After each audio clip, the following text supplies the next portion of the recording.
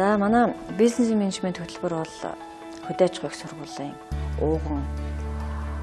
мэргэжлүүдийн нэг байгаа. За энэ хөтөлбөр маань 1958 онд анх эдийн засаг зохион байгуулагч гэдэг нэрээр анх бий болж исэн. Зах зээлийн эрэлт хэрэгцээ, за түүний шаардлагыг дагаад 1991 оноос бизнесийн менежмент нэртэй хөтөлбөр болоод бизнесийн менежер гэдэг мэргэжилтийг бэлтгэж эхэлсэн байна. За манай хөтөлбөрийн зорилго бол олон улсын жишгт нийцсэн нийгмийн эрэлт хэрэгцээ шаардлагыг бүрэн хангасан нийгмийн эдийн засгийн болон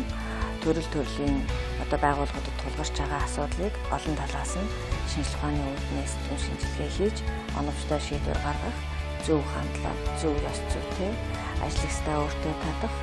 ашигтай үйл бүтээлгэх, багаар ажиллах ур чадвар бүхий шинийг эрэлхийлэгч, энтерпренeur сэтгүүлтэй ийм менежерүүдийг бэлтгэх гэдэг манай хөтөлбөрийн зорилго оршиж байгаамаа.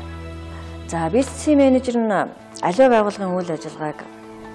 оновчтой төлөвлөхийн сацуу, удирдан зохион байгуулж, манлайлж, хянаж, шинжилдэг төдийгүй тухайн улс орны менежментийн үйл ажиллагааг зөв менежментээр хангах, оновчтой удирдан зохион байгуулдаг, шилдэг манлайлагчд болж төлөвшин төгсдөг ийм онцлогтой юм байна. За та бүхэн бизнесийн